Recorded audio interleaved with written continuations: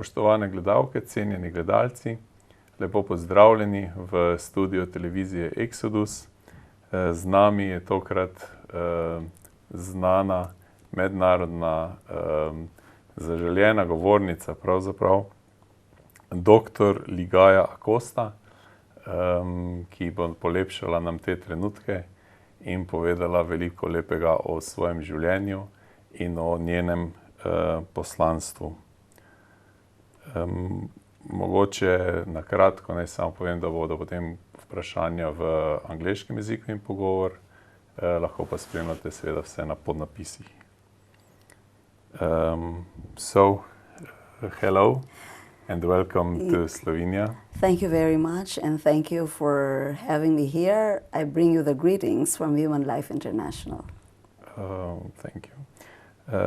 First of all, we would like to know more about you, more about your life. I am the Regional Director of Human Life International for Asia and Oceania. Human Life International is the biggest pro-life and pro-family organization in the world. Our main headquarters is in Front Royal, Virginia, in the United States of America, but we are all over the world. And we work through our affiliates in the many countries around the world. So our mission is for the promotion and defense of faith, life, and family. We are a Catholic organization founded and headed by a Catholic priest, but I always say that even if we are a Catholic organization, our message transcends religion because we work for the defense of life and family. And of course, this is not only for Catholics, but it is also for everyone. And you have been now to how many countries? Oh, by God's amazing grace, it's been more than 70 countries already as of now, and counting. And how did it all start? Oh, it's amazing how it all started. I have a most embarrassing past. I didn't talk the way like this before. For more than 28 years of my life, I was a very loyal employee of the Department of Health in my country, the Philippines. And during the time, I was a very avid promoter of contraceptives or population control because it's actually one of the impact programs of government. And I didn't know the truth then. And my conversion started when in early 2004, I was practically forced into accepting the designation of Program Manager for Natural Family Planning. I didn't want to accept the designation because I thought I had no time. I was practically involved in all the programs and services, but they forced me because they thought that natural family planning is only for Catholics or for those who are active in movements like the renewal movement, and during that time I was very active in a community. And little did I know that it was going to change my life forever. So in fact, I had myself prayed over by our intercessory ministry. And I think the Lord told me go. And when I attended my first training, which was almost 2 weeks in Manila, the Department of Health imported somebody from the United States of America because they knew and they admitted that they had no technology for natural family planning. And I got the shock of my life because contrary to what we have been promoting and what we have been saying and what I have been told in school, contraceptives are never safe. They kill and they cause a lot of horrible side effects. But you know, I thought I was a very bright person. I didn't believe right away. I started doing research.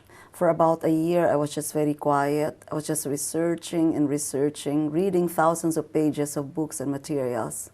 And the more I read, the more I cried. Because I then realized that indeed contraceptives kill, it causes a lot of horrible side effects.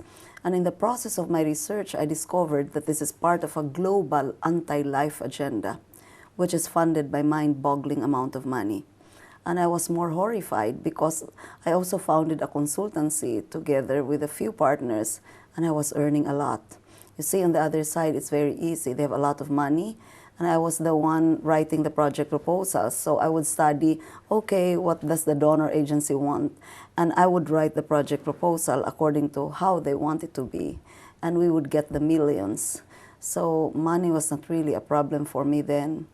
But, you know, when I learned all of this, I was shocked. I've been reading a lot about hell also.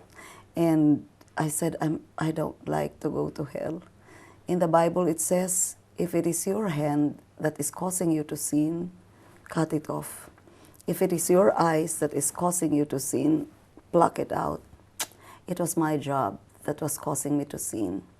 And so with the guidance of my bishop and with my spiritual director, on February 14 of 2005, I decided to give up my job, and I thought my life. And I thought then that my life would be very boring. I would just stay at home. Deep in my heart, I thought, oh, I would miss my travels. I would miss my hotels. But I realized that you can never outdo the Lord in His generosity. I prayed so hard during the time. I was greatly persecuted when I started telling the truth.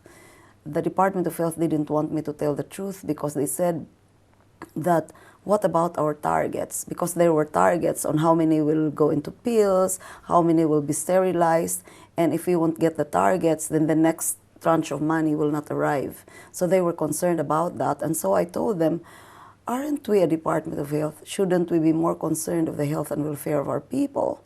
I think it is our moral obligation to tell the people the truth. So, okay, these are the advantages, but the disadvantages is much longer. But they said I had to keep quiet. And my boss told me, remember that you are a government employee. You have to keep what you know. And I was horrified. I said, no wonder our government is going to the dogs. I said, I cannot do that because my values and principles are formed. And so therefore, I cannot follow what is contrary to my faith. And so on February 14 of 2005, I decided to get out. And I prayed so hard to the Lord. I said, Lord, I do not know what to say and do. I am a sinner.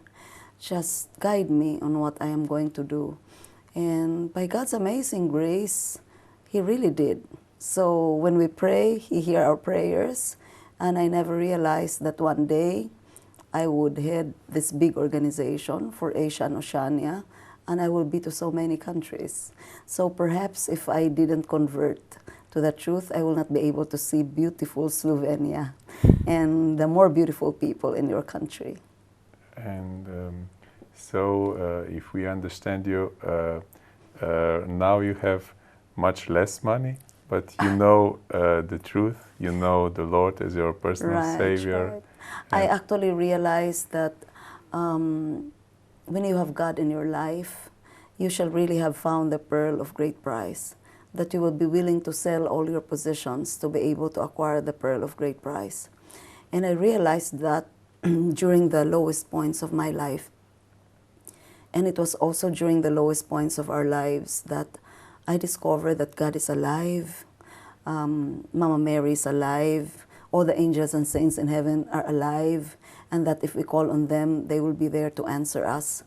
You know, God really stripped me and my family of almost everything. I say almost because He left our lives. And when I left my job, my husband, who is an engineer, who was always abroad, who was also earning a lot, also got sick. And we lost all the money that we had in the bank. And we didn't have money. We only depended on God. But you know, when I look back, it was as if God wanted me to focus. It was as if He was telling me, where would you like to go? If it is to me, then focus and forget all the earthly things in this world. And I learned to depend on Him. My spiritual director told me, don't you worry, Ligaya. Our Father is the owner of heaven and earth, and He will always be there for you if you give Him first place in your life. And until now, I keep it in my heart. So I don't worry what is going to be my future. I just depend on God wherever He would lead me. And when my husband got sick, our doctor said, oh, you need 1 million pesos to have the kidney transplant, and we didn't have a single centavo. Did I worry? I never worried. I just spent a lot of time at the Blessed Sacrament and said, Lord, what is 1 million to you? You are the owner of heaven and earth, so please just provide for us. And looking back, it has been about 6 years. The transplant has been finished. How we were able to finance the kidney transplant, which is really expensive, I do not know. Except that whenever we needed something, God would send His holy angels to provide for us. During all those times that we didn't have a single centavo in our pocket, we never went hungry. And so I learned how to fully surrender my life to the Lord. In the Bible it says, why should you worry? Look at the birds in the sky. Look at the lilies in the field. They neither sow nor reap. How much more for you when I love you more than these animals? So I learned that when you fully surrender your life to the Lord without question, even when it seems difficult, God will be free to use you for His glory. And even if the world will think that you're crazy or you don't have anything material in your possession, there will be so much joy in your heart. And during that time, I was wondering, why is there so much joy in my heart? And I realized this is a joy only the Lord can give. And so I want to share this joy to wherever I go. I always say I have a hidden agenda when I speak.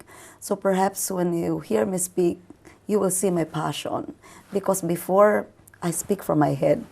I thought I was an intellectual, and I just realized I'm not. And I speak from the heart, from experience. I want to let the people feel how good is the Lord. That when you follow Him, He will really give you everything, including, of course, the trials, which you will realize later are actually blessings. That when we serve the Lord, the more that we will undergo trials, because like Jesus, the way is through the cross. But the trouble is, people only think of the cross at times. They do not know that after the cross, after death, there's actually the resurrection and the ascension into heaven. And that is, I think, most beautiful. Thank you. Very beautiful. You also have children? Yes. And grandchildren? Yes, I have 4 wonderful children. I have a husband. I do not say that our marriage is perfect. We went through a lot. I think our marriage was also battered by tsunami. But I am glad that we let go and let God. And so we love each other more. We're serving the Lord together. And by God's amazing grace, our children are also with us. And my eldest child is married, and I'm now a grandmother of 2 beautiful grandchildren. One is 2 years old, and the other is 1 month old. Family is also this a place or something that brings another life as a community that from which comes new life. And Right. do you think also that this community is today being attacked, or is a battleground of different visions or ideas of how family should look like, or how? Yes, certainly. Our families today all over the world are under siege. Human life is under attack, under our very noses. And, we have to do everything to defend our marriages, our families, because whatever is injurious to the family will be injurious to the society itself. You see, the society is composed of many families, and if families are broken, there are problems in the family, it will show in the society, like what is happening now all over the world. There's a lot of problems. So we are besieged by what St. John Paul II called the culture of death. Divorce, euthanasia, abortion, total population control, and homosexuality. And you see, all these things are actually interrelated. They are fruits coming from the same poisonous tree. If our children will see that we mothers are killing their siblings or their brothers and sisters through abortion or contraception, what is there to prevent them from killing us when we become old? So you will notice that in countries today which have long legalized abortion, like your neighboring Zurich in Switzerland, the killing of the elderly is legal. Euthanasia is legal. And the killing of the weak, of the elderly, of the disabled has become legal. So abortion, as Mother Teresa said, has become the greatest destroyer of peace. And if we allow our mothers to kill even their very own children, how can we say to other people not to kill one another? So indeed, we need a lot of renewal in our society. There is a need for us to go back to the basics. I know that in Slovenia it's a privilege for me to be going around. I see a lot of churches. So I realize that there's a great Christian history of Slovenia, of Europe, and we need to go back to it because it has been destroyed by the peddlers of the culture of death. And they use beautiful language, like they don't call abortion as abortion. They would say it's reproductive health or women's health, because they know, of course, that this is so bad that they have to mask it so that it will be like an anesthesia, that people will not realize that it is not reproductive health. It is the worst murder of all, because it's the mother who herself, together with the father or whoever, who murders or who kills her own child. But I also realize that perhaps we cannot blame the mothers who are doing this, because perhaps nobody has ever told them the truth, the humanity of the unborn. So the unborn needs voices, and that can be you and me. And I said yes to the calling. And it's so amazing, because I've realized that there is power in the gospel of life, that there is joy in the splendor of truth. People will always be attracted to the truth. And I do not say it's because of me. I have no illusions about myself. I realize that I'm really nothing. But as I was saying earlier, when you say yes, then the Lord will be free to use you powerfully for His glory. So another battlefield is this informational battlefield, and the schools and the media, mainstream media, is not really helping. For instance, like they say, it's not a child, it's just a fetus. So the life of a human being starts when he is born, not at the conception. That's right. Yeah, it's very sad that the mainstream media, the secular media, which is supposed to tell the truth, to proclaim the truth, have also been blinded. Because very sadly, there is also mind-boggling amount of money that goes into the promotion of all these things. And you know, they say they're doing business. And so therefore, we don't pay them, we don't have money, we don't even know where we're going to get our next fare for the next mission. But it is where you realize that indeed God is the owner of heaven and earth. And they don't think the way we do, unless they hear us and they experience what we are experiencing. So that is why there is a need to also educate people. And that is why Human Life International was born, so that we will be able to proclaim the gospel of life and to be able to open the eyes of the people about this great deception. For example, they say every child, a wanted child. It's very beautiful. But if every child is a wanted child, why are they killing the children, especially the children of the poor? For example, when the Princess of Wales, the new princess, became pregnant with the first child, and I heard that she's now pregnant with the second child, they didn't call the baby, oh, there's a royal fetus, there's a royal blob of tissue. They said there's a royal baby. So what is the difference between the royals and us? No? So we need to know that this is not even a teaching of the Catholic Church. This is very scientific, and this is proven by overwhelming scientific evidence that once the sperm and the egg unites, all the genetic characteristics of the human being is already complete. Dr. Jerome Lejeune, the father of fundamental genetics, said so. The beginning of human life is already determined. Man has a very neat beginning, and that is during conception. But you know, they have to rationalize what they are doing. They have to convince themselves that what they are doing is not bad. So that's why they will say that human life doesn't begin until you are born. So what will we call the babies who are still inside the womb? a banana, a chimpanzee, or whatever. No, of course not. All of us started that same way. All of us started with that small dot.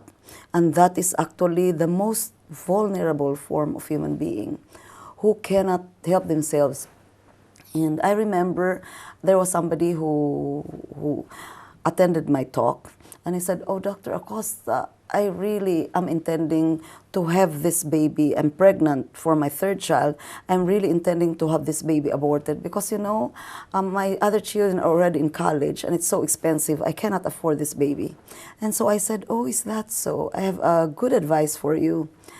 Why don't you just kill your son who is going to college? Because you're telling me that it's very expensive to go to college and have this baby." Because I said, you don't need to spend for this baby because with every gift of a baby, there's a bonus of God, which is breast milk, the best food for babies. You don't have to buy. So they don't need tuition, expensive tuition. And he looked at me very badly and said, "What kind of advice is that? My son is a human being." And I said, "Thank God you got my point. What is the difference between your son, who is going to college, and your child, which is still in the womb?" I said, "There's no difference. They were both made in the image and likeness of God. They are both human beings. But the only difference is perhaps if you try to kill your child who is already grown up, perhaps he will do the same way to you. He will get back at you. But the child inside the womb, he is so weak and vulnerable, he cannot defend himself. And because he cannot defend himself, it's okay for us to kill the baby." I mean, our values in this world have become so warped because there are people, there are groups who have their hidden agenda, who don't want other countries to have more children. In fact, if you do not know yet, there was a document where I cried the most. It's called the National Security Study Memorandum 200, or NSSM 200. And it was authored by then Secretary of State of the United States of America, Henry Kissinger, and it named 13 countries, my country included, targeted for depopulation. And it said there, not because we are overpopulated, but it said there, we need their natural resources, we need their minerals for our military arsenal, and if this country will grow, it will be difficult for us to do it. But we have to be careful that they will not know our real agenda. So let's call it population and development. Let's tell them that if they only have 1 or 2 children, they're going to improve their quality of life. Because like, for example, in my country, the Philippines, we've always been pro-life. I am the 9th of 11 children. The average number of children during these times were 7 or 8. But you see, through a lot of brainwashing, they were able to convince the people that children are burdens. And now throughout the world, that's what people think, that children are burdens.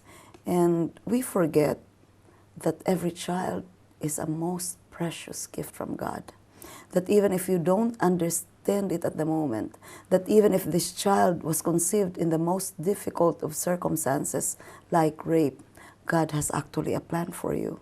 Who knows that God gave you this gift because this child is going to save you later. And we have a lot of beautiful stories on that. And also, contraception is not as harmless as they used to think, like 20, 40, 50 years ago. Oh, that's also one of the big lies that they are saying. This is very close to my heart because that was one of the first that I studied. It was really contraceptives. Overwhelming scientific evidence will tell us that it actually kills. It causes a lot of horrible side effects like cancer, high blood pressure, heart attacks, loss of libido or loss of sexual pleasure. No less than the International Agency for Research on Cancer, which is an attached agency of the World Health Organization, found in a research conducted by 21 scientists from 8 countries, published in reputable peer-reviewed medical journals, saying that pills are carcinogenic to human beings. And they say that it can cause breast cancer, cervical cancer, liver cancer. And until now, if you go to the website of the International Agency for Research on Cancer, they classify pills as group 1 carcinogen. They have 4 classifications, and group 1 is the highest classification, along with asbestos, along with benzene, with lead. And of course, they don't like to tell the people that.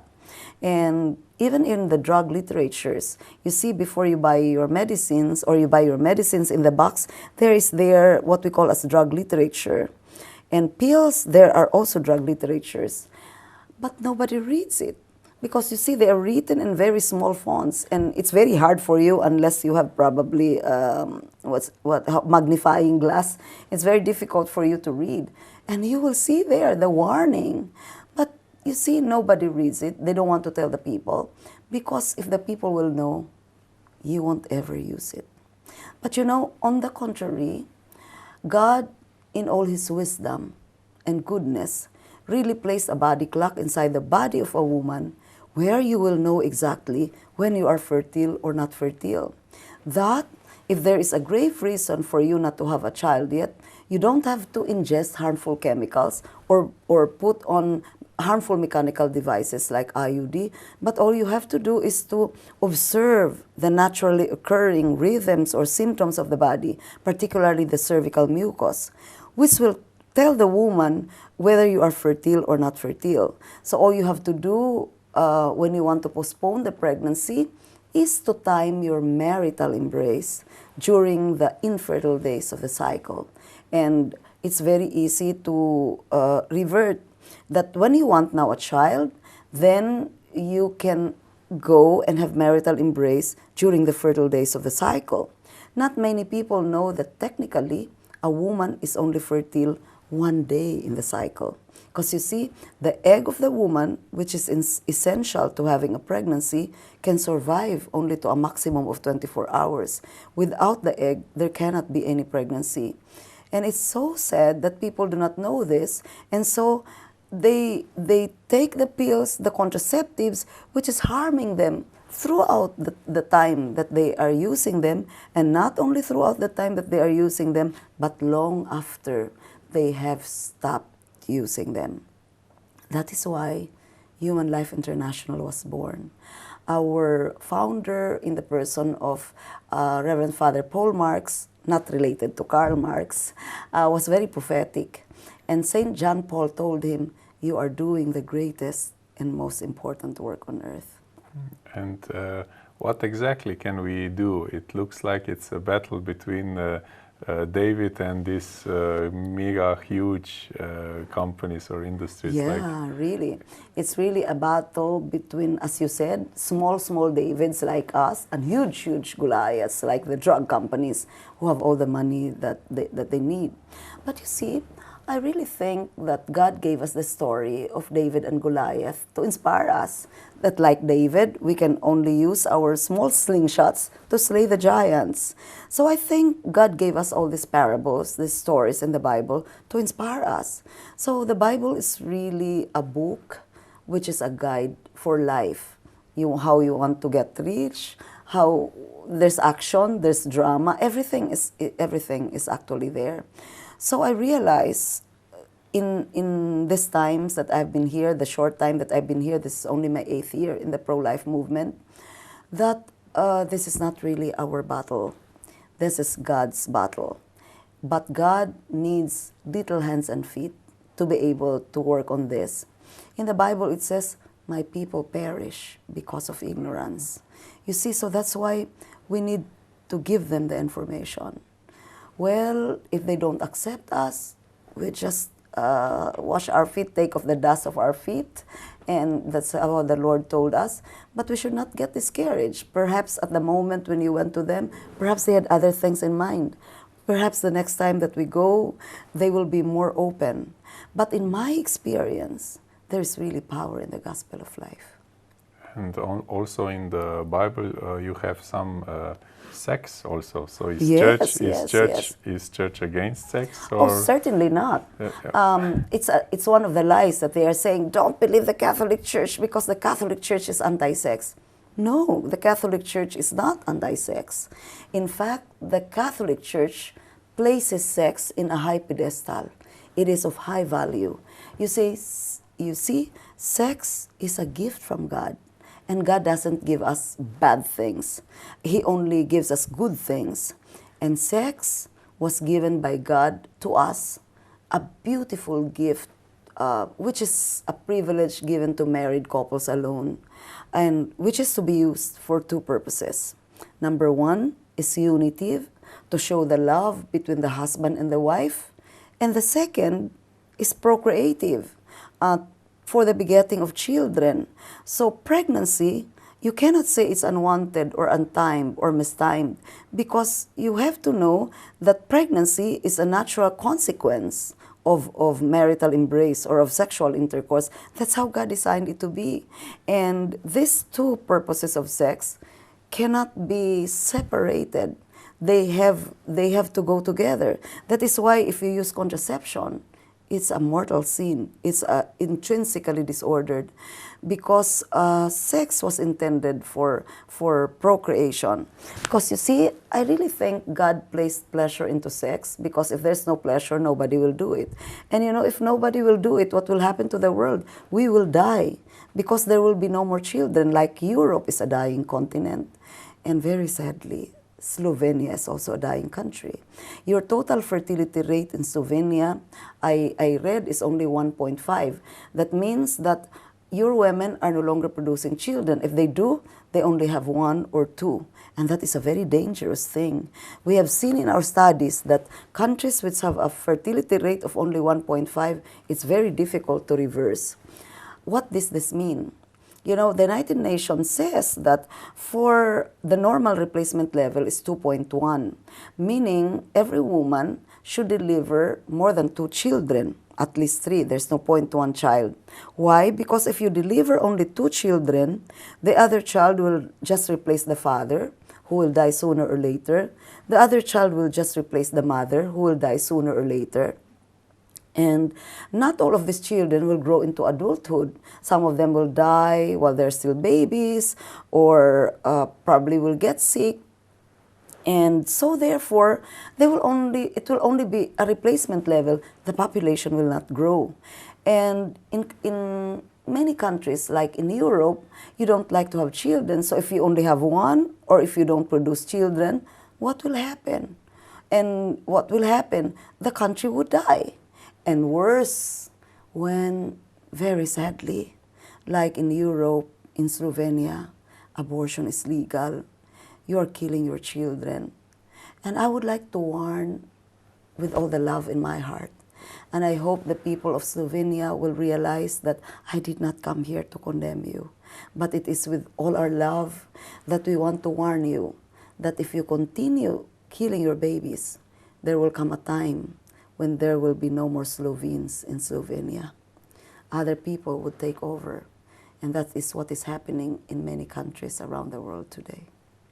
And maybe there's this question about the use of condoms. You showed us before a very interesting statistical and scientifically proven. It looks like the more they sell them, the worse it gets. Right. First, I'd like to say, very sadly, that for more than 15 years of my life, I also promoted condoms, and I was also earning a lot from it. You see, I've read a lot when I was converted. I told you I went a lot into research, and there's tons of scientific studies which will show us that condoms actually has the highest failure rate. That if you place condoms in the electron microscope, there's a lot of holes, and many of the holes are big enough for the sperm to enter.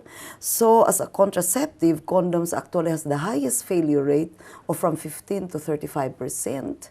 And they tell us we use condoms to prevent AIDS. But we have to warn people that science has proven that the human immunodeficiency virus, the virus that causes AIDS, is actually 450 times smaller than sperm.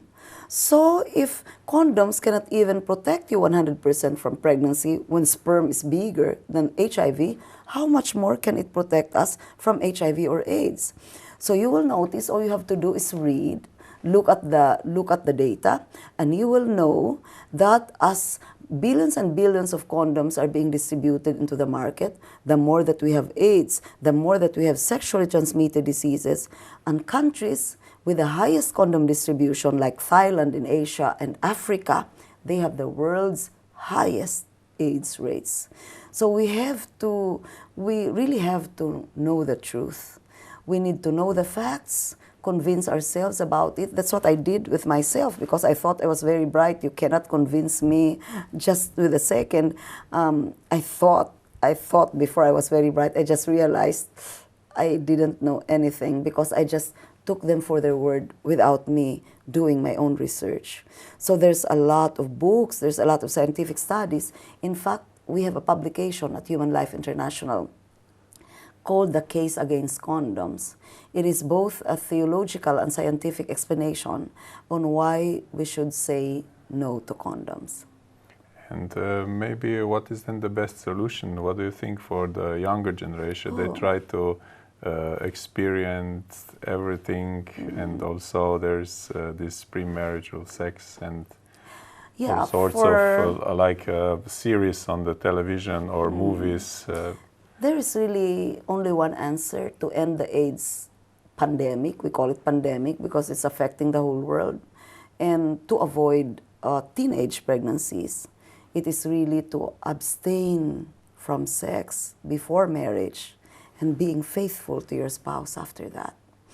And that is a sure way that you will not have unwanted pregnancies, that's what they call them, or not have AIDS, control the sexually transmitted diseases. But you see, the peddlers of the culture of death wouldn't want us to be abstaining when you are single or being faithful to your spouse, because then it will kill their business. You will not need contraceptives if you're only having sex with your husband or your wife, but they have to encourage the young people to be engaging in sex because they know that the young people will not want to be pregnant because number one, they don't have husbands or wives yet.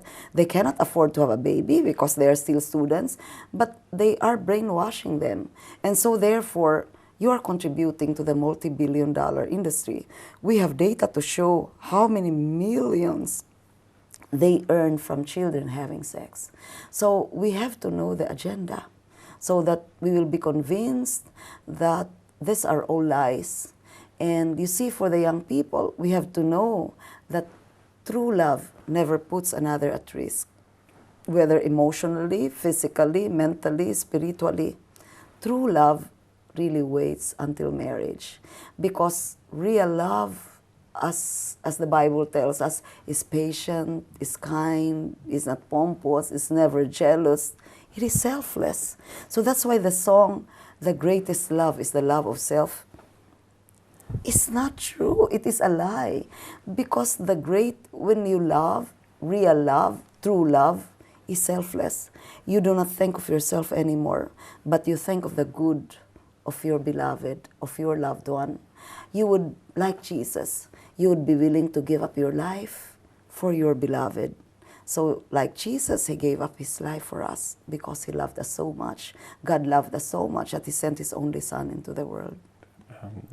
What do you think about this sexual revolution? Did it bring really this freedom, or it enslaved us? And are these results then also pornography? And maybe because you travel all around the world, you see different countries and young people, are they struggling? Maybe they just say, oh, I'm not doing it, I'm just watching it on television or internet. And is this really a very bad poison entering our minds? Because they say that our brains are the biggest sexual organ is the brain. Right. The sexual revolution has wrought havoc into the world.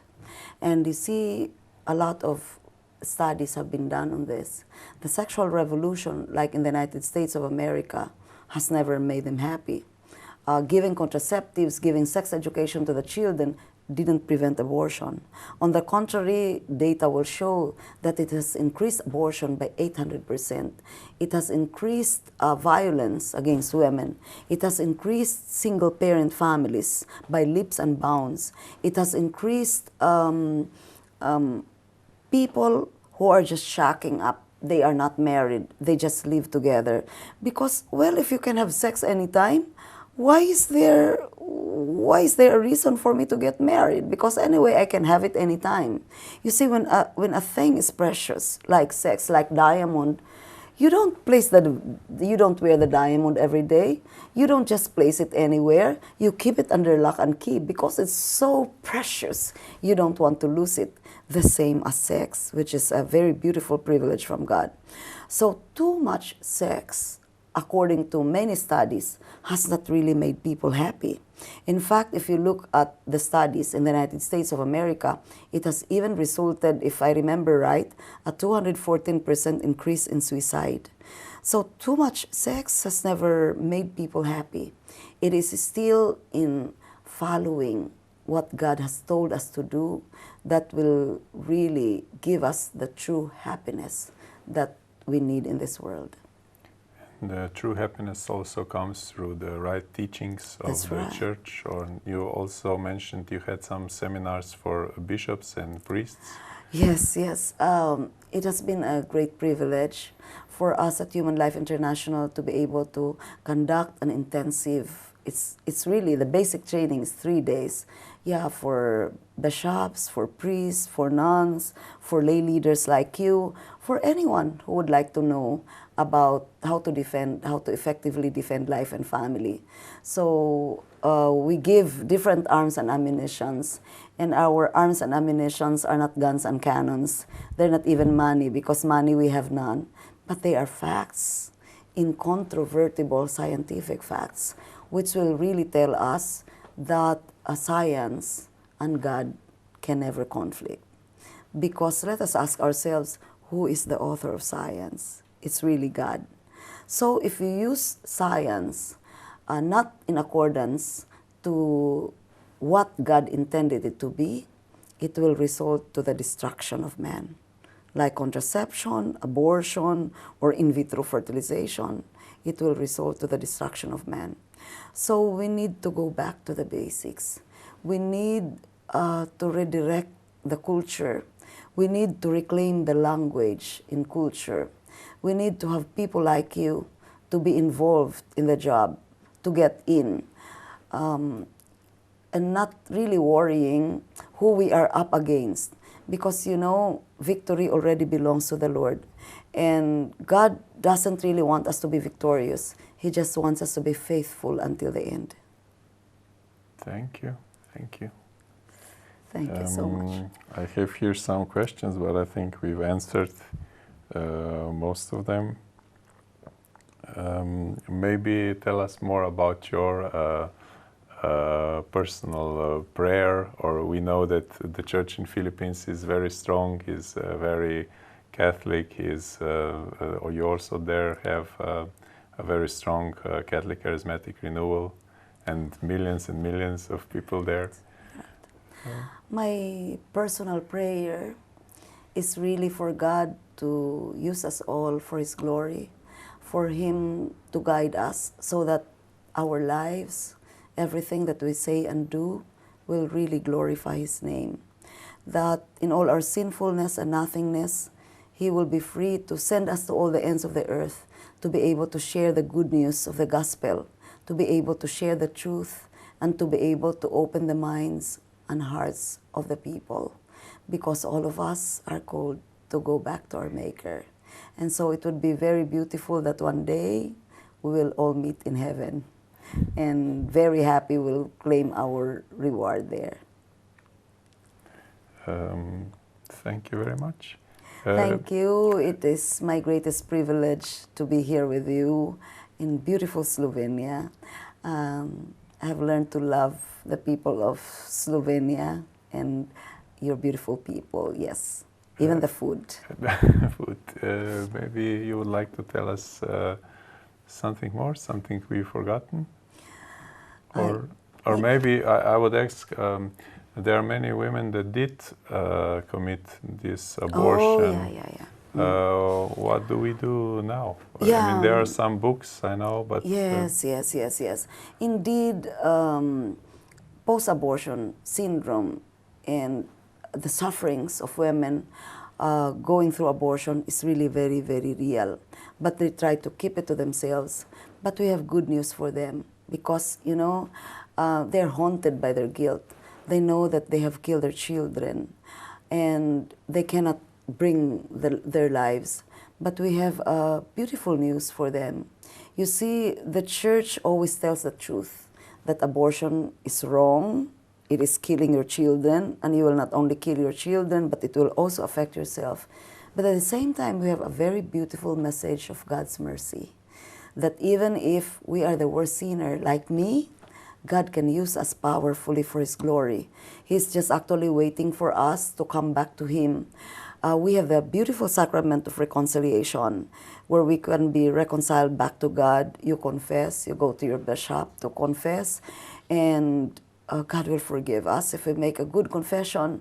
And like me, women who have had abortions can be very effective counselors because they're wounded healers and they will be talking from their experience.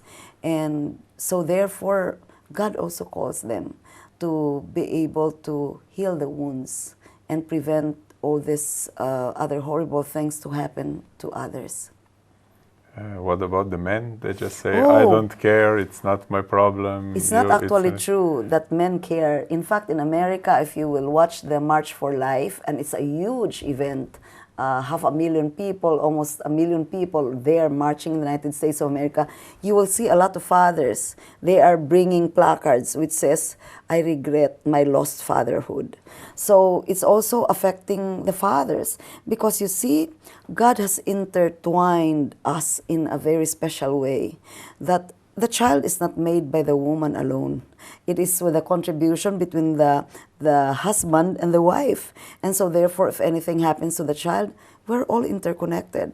And so it also affects both men and women. But you see, because there's a lot of guilt, there's a lot of trauma, you want to deny the pain. You want to deny your guilt. And so therefore, you try to convince yourself that, oh, it's not a human being. I am okay. You try to go with people who will tell you that you didn't do anything bad. And you want to get away from the church because the church will tell you the truth. But again, our Lord is the most merciful God, that He will always show us His mercy. Thank you very much. Thank you also. Thank you for standing up for the truth, for everything you do. And we wish you all the best. Now that you are here in Slovenia, we wish you would stay here and work from Slovenia to Croatia, Austria, Italy, and the rest of Europe. But you have to go to other countries also. Yes. After here in Europe, I'm going to 9 other countries, and then in November I will be to the United Arab Emirates for my second trip. And they want a pro-life training also. Once people hear about this message, they want to know more. And we're so glad to offer our expertise, to offer our trainings, to offer our materials. Those are the things that we can do. And if you need us, we're just an email away or a text away, and we can always come. It's been my greatest privilege to be with you. Thank you so much for having me. God bless you, God bless us all, God bless Slovenia and the world. Hvala. Dragi gledalke, spoštovani gledalci, temeljna človekova pravica je pravica do življenja. Psalmist slavi Gospodovo ljubezen z besedami. Ti si me stkal v materinem telesu, zahvaljujem se ti, ker sem tako čudovito ustvarjen. Bodimo torej hvaležni Bogu za dar življenja in bodimo glas upanja za tiste, ki so v naši družbi nemočni. To so nerojeni otroci, otroci s posebnimi potrebami in ostareli. Zahvaljujemo se vam za pozornost in vas vabimo, da še naprej ostanete zvesti Bogu in v družbi Exodus TV. Hvala, ker ste bili z nami in nasvidenje.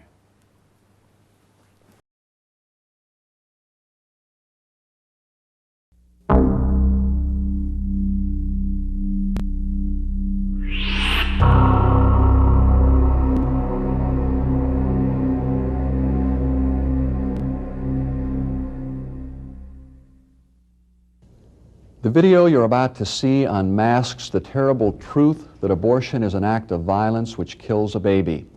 And the violence is spreading. As happened to black civil rights activists in the 1960s, peaceful pro-life demonstrators are now routinely being savaged by police attacks. If you think that's just inflammatory rhetoric, the next 6 minutes may change your mind. Some of the children we'll show you represent typical 9- and 10-week abortions. Because abortions are never committed prior to the 6th week of pregnancy, every child abortion kills is already so fully formed that her heart's beating and her brain's producing brainwave activity. Many of the babies you'll see, however, range in age through the 2nd and 3rd trimesters of pregnancy. Most were taken from garbage bags, removed from a dumpster behind an abortion clinic in Houston, Texas. They've been included to emphasize the sickening fact that the vast majority of all abortions are committed simply as a means of birth control. We also want you to understand that convenience abortion is legal throughout all 9 months of pregnancy. Some might ask why a video of this sort should even be necessary. The answer can be found in the gruesome films used to teach about the Nazi Holocaust against the Jews. Teachers don't show bloody World War II footage to manipulate students emotionally. They use it because the Nazi death camps represented an evil so inexpressible that lectures alone could never adequately describe it. The abortion holocaust is no different. Everyone instinctively knows that abortion is evil, but many mistakenly believe it's often the lesser of two evils. Until you've seen the pictures we're about to show you, you can't begin to know how evil it actually is. By making this video short and eliminating the narration, we've structured the presentation to allow you to avoid its contents by simply looking away. But we hope you'll watch, because ignorance sustained by denial is crippling this nation's response to abortion. And when something's so horrifying we can't stand to look at it, perhaps we shouldn't be tolerating it.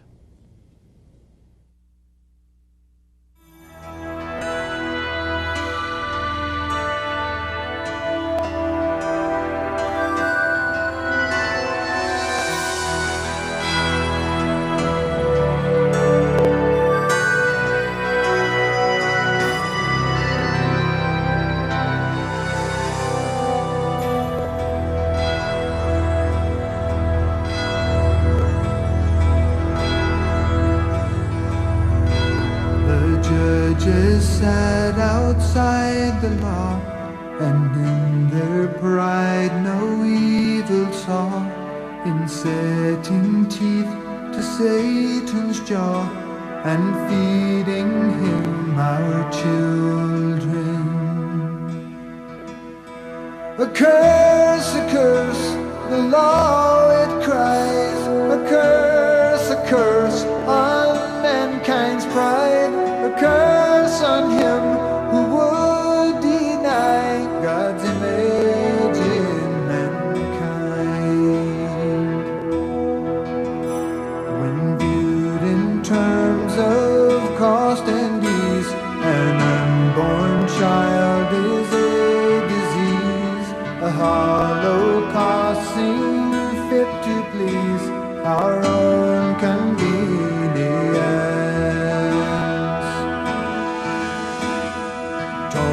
From out their mother's womb, denied the sky, denied a tomb, conceived in lust to their own ruin, a sacrifice to pleasure. A curse, their blood cries out, a curse, the heavens shout, a curse on him